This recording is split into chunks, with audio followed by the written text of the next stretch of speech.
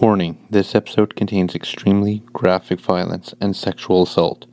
If you're uncomfortable with such things, please skip this. And also, if you're familiar with this case and have ill memories or PTSD from it, please skip this. Listener discretion is extremely advised.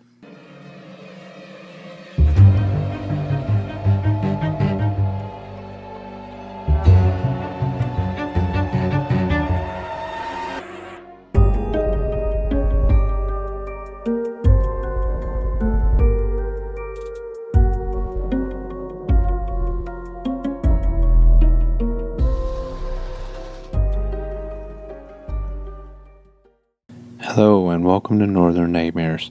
I'm your host Andrew, and today we're going to explore one of Canada's worst serial killers. This story takes us to the Maritime region, located on the eastern side of the country. The largest city, located in the province of New Brunswick, is called Miramichi. This city is famous for being a prime spot for Atlantic salmon fly fishing, as it's located on the mouth of the Miramichi River, where this enters the Miramichi Bay. It's also known for its 3,000 years of Mi'kmaq history and having a strong Irish heritage. However, this city is also known for having a terrible scar caused by one individual. This person was born in the urban neighborhood of Chatham, which is located on the other side of the river and can be accessed by taking the Centennial Bridge. During the late 80s, the monster of the Miramichi terrorized the citizens. This is the horrifying accounts of serial killer, rapist, and arsonist Allen Legere. Allen Joseph Legere was born February 13, 1948 in the neighborhood of Chatham, New Brunswick. His mother was Louise Legere. She was a single mother to him and his younger brother, and she was also known to have rented out one of their rooms in their family home to make ends meet. Their father left before the boys could know who he was. But what we do know was that he was a local lodger. Allegedly, the two brothers were picked on a lot during school because of the fact they had no father. Because of this, the two would eventually become outcasts in the community.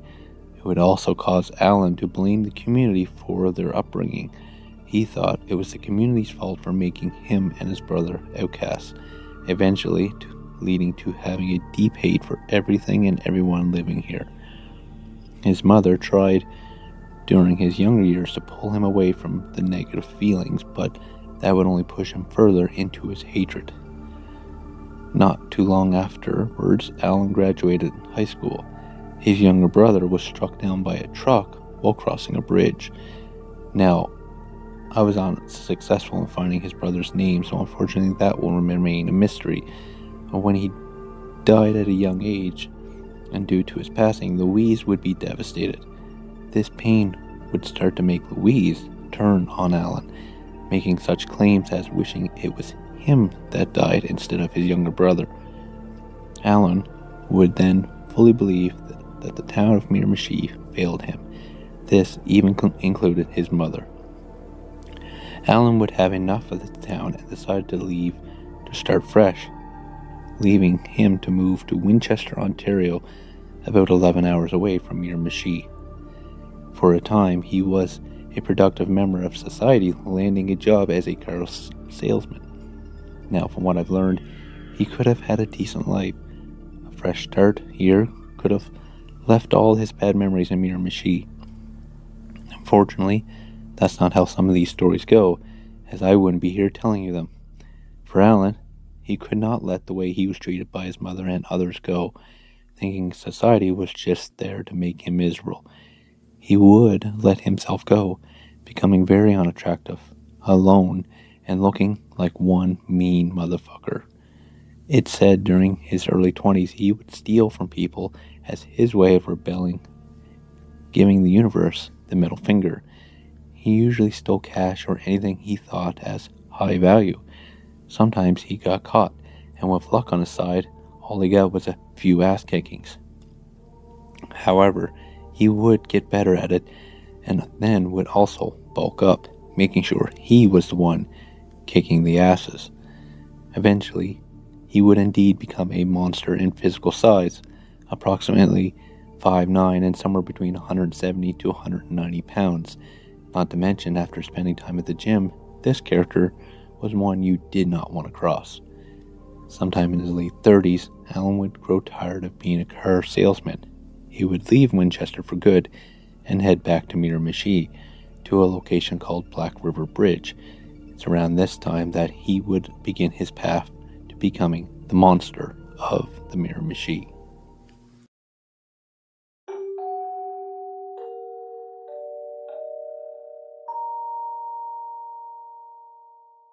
On June 21st, 1986, Allen would commit his first serious crime. Now, I'm not saying all his petty thefts and break-ins weren't serious, but this one would finally see him behind bars. An elderly couple named John and Mary Glendinning owned a general store in the heart of town. It was opened in 1953, just about 20 minutes roughly east of Chatham. The couple were described as easygoing, big-hearted people and members of the local church. Family and friends were important to the couple, and they never were known to speak out against anyone. They were well-known members of the community, and their store was frequently visited by the locals.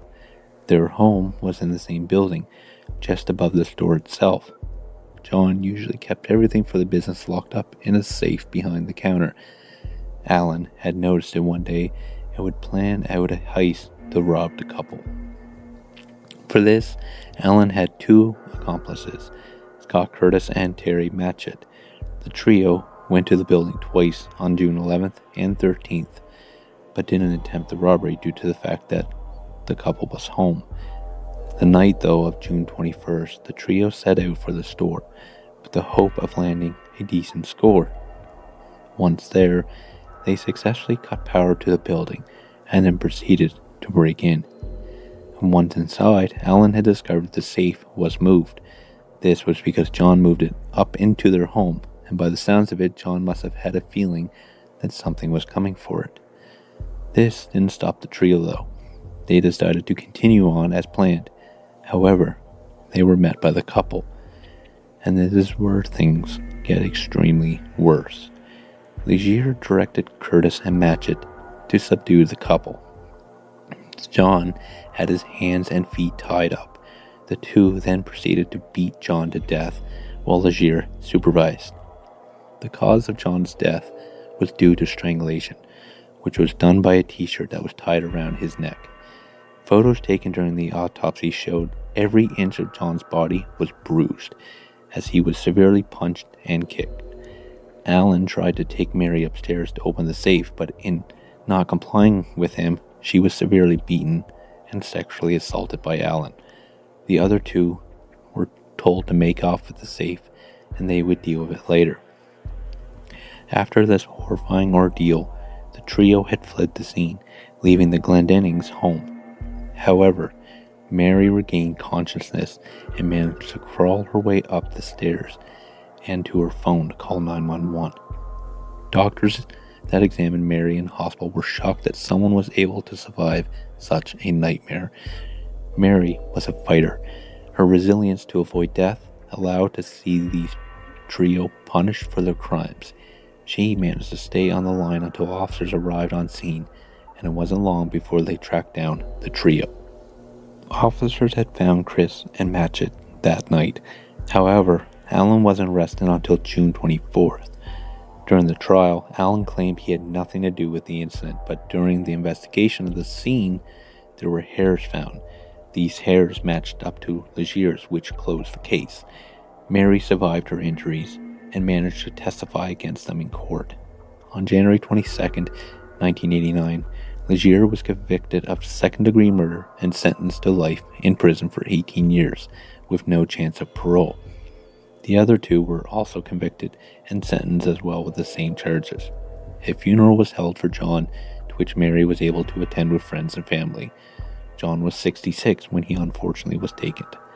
However, this isn't the end yet for Allen Legere, as after the trial, he was sent to the Atlantic Institution Maximum Security Penitentiary in Renos Quarryville, which is in New Brunswick. He remained there up to May 1989. On May 3rd, he was sent to Dr. George's L. Dermont Regional Hospital in Moncton by the Correctional Services of Canada, or CSC, for an ear infection.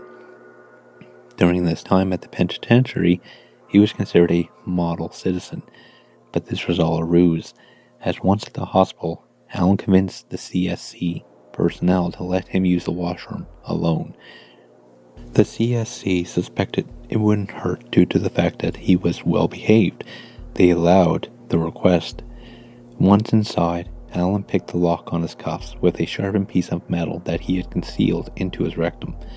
Once freed, he attacked the officers and held them hostage until he was able to get outside and managed to flee the scene. He managed to evade the police due to a number of carjackings. Legere would steal one car, go a few miles, then abandon it, only to pull someone out of another car and continue to flee. He did this a few times until it got to the point that no one knew which car to look for. He would be officially at large, and a manhunt for him would begin. So now let's go through the timeline of the Legere's days while being on the run. After May 3rd, when he escaped, a man named Max Ramsey was reported being beaten and tied and robbed. His wallet was found in Newcastle, New Brunswick, and his car was also found. It was an '86 Chrysler New Yorker. This was on May 7th. A few days later, May 10th, Mary Cregan reported seeing someone in her home through the window. She later discovered her jewelry was missing. A week later, two people named Joe Irving and Kathy McCure in the Chattanooga both saw a man in a field which was in their area. Joe Irving had claimed it was Allen. Now this could be all coincidence, but Allen was known for break-ins and having stolen cars. This was all in neighborhood communities within Miramichi. On May 27th, someone had broken into Joe Irving's home. He said a duffel bag, a pie, and $100 worth of meat was stolen from his freezer. I'm thinking Allen probably knew he reported on him. This could have been a message to scare him, or it could have been easily a big coincidence. On May 28th, though, Allen would commit another heinous crime, like he did with the Glendennings. The night Allen would break into the home of Annie Flam. Annie grew up in Chatham and lived here all her life. She worked at her mother's store and eventually became owner. People say her store was in the heart of the neighborhood as well. She was very nice and an old soul. Everyone was treated equal in her eyes, and she helped anyone in need. Annie was 75 years old when she was taken from this world. Annie's sister-in-law lived with her around this time. Her name was Nina Flam. On the night Nina had woken to Legere bounding her hands with nylon rope. He was threatening her with a knife and allegedly tried to strangle her. Legere then beat her and sexually assaulted her. When Annie discovered what was happening, Legere broke her jaw, which the brutality of it caused her to die. Allen then set fire to the apartment that the two lived in. Annie's body was found in the smoldering remains of the home. For Nina, she had managed to escape. She was found at the bottom of the stairs leading up into the apartment. On May 29th, the Supreme Court of Canada announced that Legere had until October 1st to have his Glendenning trial appeal heard. Obviously, this was in fact before it was known that he committed the murder of Annie. Maybe they were hoping that if he was hiding out since his escape, this news would make him return to jail. On June 1st, though, Joe Irving had reported seeing a man trying to break into their garage. Joe chased the man with the car, but the person fled through the backyards and disappeared. The next day, June 2nd, Lloyd Hanna, a contractor in Chatham, found a pair of glasses that he didn't recognize at one of his job sites. They were found near a pile of lumber in a hole. This site was very close to Irving's home. Lloyd had given the glasses to the police. Constable Kevin Mould decided to take them to an optometrist. His idea was to have the pair matched to Legere's prescription. He probably acquired this from the penitentiary. It was discovered that the pair was indeed a match.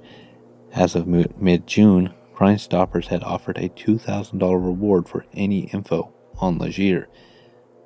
Why was he attacking these people, though? What was Legere's motive? Well, he enjoyed spreading fear and causing panic. In Miramichi, his victims were a combination of opportunist, sadistic intent and to instill terror to the city that he still believed had failed him. Attacking the elderly was easy for him, as his victims were vulnerable. He was a hulking monster that was built like a brick shithouse. He wanted targets that he could easily overpower. The extreme brutality he exerted gave him control that he desired, to inflict pain and suffering to others. He wanted Miramichi to know he could be anywhere at any time. He was the monster of the Miramichi.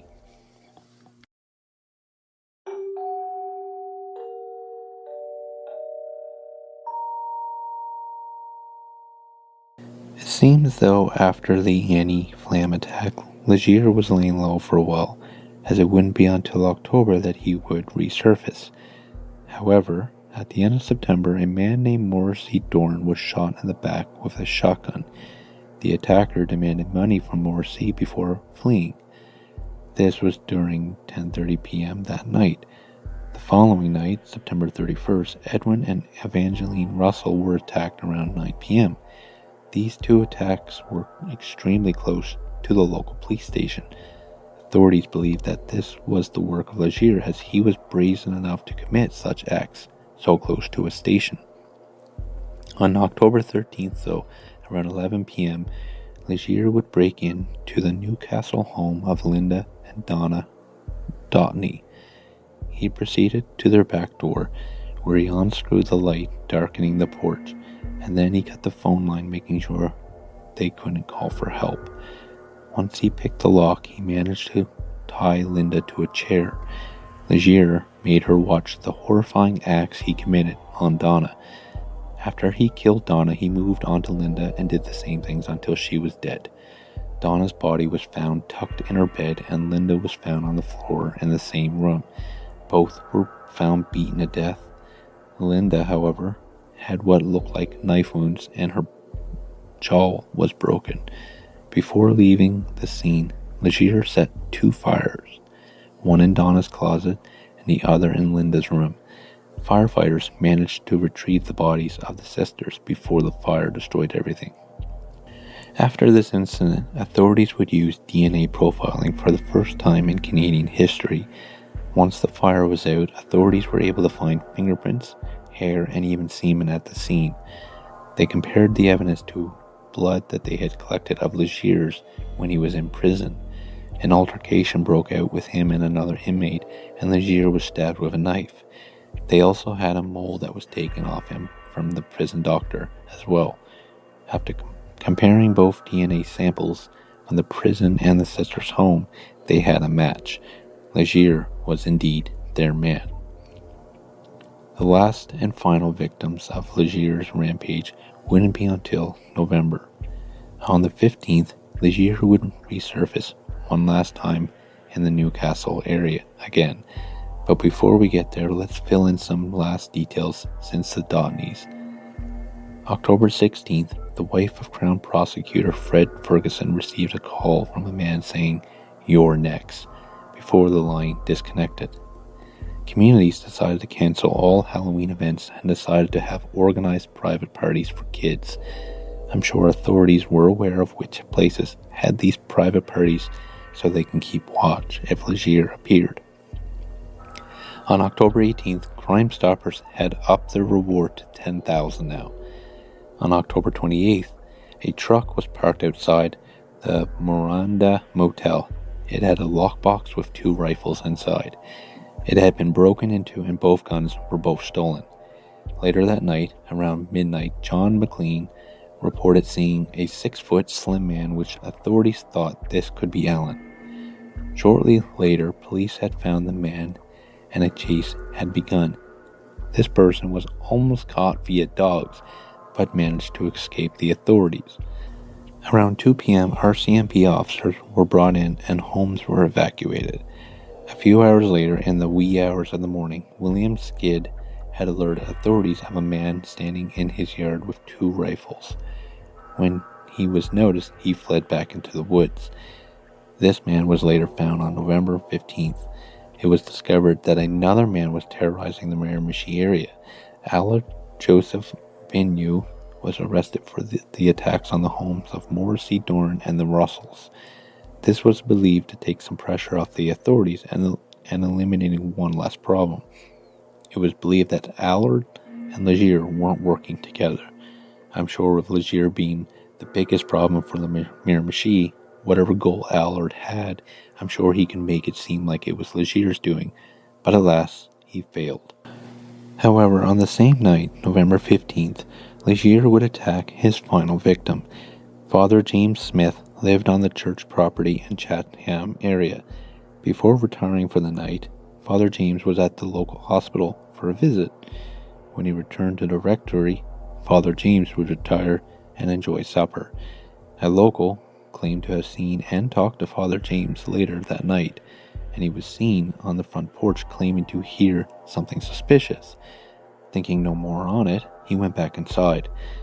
Later that night, Legere broke in and murdered Father James. Legere even stayed the night, ate Father's food, and cleaned his boots and put his bloody clothes in a bag before leaving in the morning. He then hot-wired Father's 1984 Oldsmobile Delta 88 and drove away. Father James was supposed to hold service that following day in the evening. When people showed up, they noticed the church was completely dark, and someone went in to investigate. When they returned, they were screaming for someone to call 911. Father James was found with both sides of his rib cage separated from his sternum, and it looked like Legere had jumped up and down onto his chest. He had cuts on his face, a broken jaw, and his eyes were gouged out. It also looked like Legere tried to remove his tongue. 3 of his teeth were broken, and his throat was slit. Authorities had found enough DNA at the scene to match it to Legere. The father's car was found later at a train station, and staff had verified a man matching Legere's description had bought a ticket for Montreal. Quebec police were quickly notified, and the final hunt would begin. At one of the train stops, authorities were checking each passenger. They were told Legere had a tattoo on his right arm of an eagle. When they found a man matching Legere's description, there was hope. However, when they asked him to pull his sleeve up, there was no tattoo on the right arm, and the man had said his name was Fernand Savoy. Authorities then moved on, and Legere was nowhere in sight. Or so they thought. This man, though, was in fact Legere, as he had lost weight since prison, and the tattoo was on his left arm, not the right. Over the next few weeks, Legere laid low at the Queen Elizabeth Hotel in Montreal. He was able to afford this room as he had pawned jewelry off he had stolen from the Dotney sisters. On November 23rd, though, Legere would hijack a cab and force the driver at gunpoint to drive him back to Moncton, New Brunswick. After some time, the cab lost control due to slippery roads and crashed into a snow embankment. Sometime later, an off-duty officer, Constable Michelle Mercer, had stopped and offered them a ride. Legere held her hostage and demanded to be driven to Moncton. The cab driver was forced in the back of Legere. They had to stop at the Four Corners Irving gas station in Sussex as they were low on fuel. Legere took the keys and got out to fill up. Unknown to him, though, Michelle had a spare key and drove off, leaving Legere alone at the station. By the time authorities arrived, Legere was gone once again. However, they were getting close to catching him. Legere took another hostage, a truck driver named Brian Golding. He was stopped at the truck stop and demanded he was to be taken to Moncton. Once they arrived in the city, though, Legere now forced Brian to take him to the airport in Chatham, in Miramichi. He needed to be there before 6 a.m., so he didn't have to wait long. Allegedly, Legere claimed he was planning on going to Iran, far enough away from the clutches of the RCMP. Legere made Brian take the back roads though, and while doing this, Brian was able to contact RCMP through his CB radio. When police caught up, they demanded the truck to be pulled over, but Brian didn't stop under Legere's orders. However, the truck finally stopped and Brian fled the scene. RCMP surrounded the truck with M16 rifles. Legere had finally run out of steam and complied with the officers. Legere was finally arrested. The manhunt for Legere went on for 201 days until his arrest.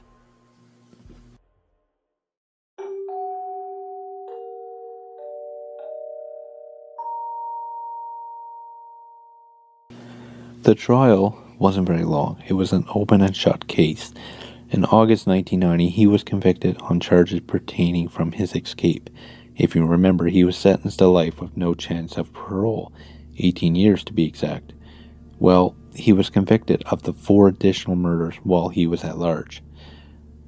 This trial also featured the first time Canada used DNA profiling system to convict this monster. In 2015, he was transferred from the Supermax prison in Saint-Anne-des-Plaines in Quebec to the Edmonton Institution in Alberta. This was also a Supermax prison. In August 2020, Legere applied for day parole. This news obviously brought fear back into Miramichi. However, in January 13th, 2021, his request for parole was of course denied. And as of March 9th, 2026, Allen Legere died while still locked up in the Edmonton Institute. He was 78 years old. This is the horrifying tale of the monster of the Miramichi, Allen Legere. My heart goes out to the victims and the communities that dealt with this ordeal.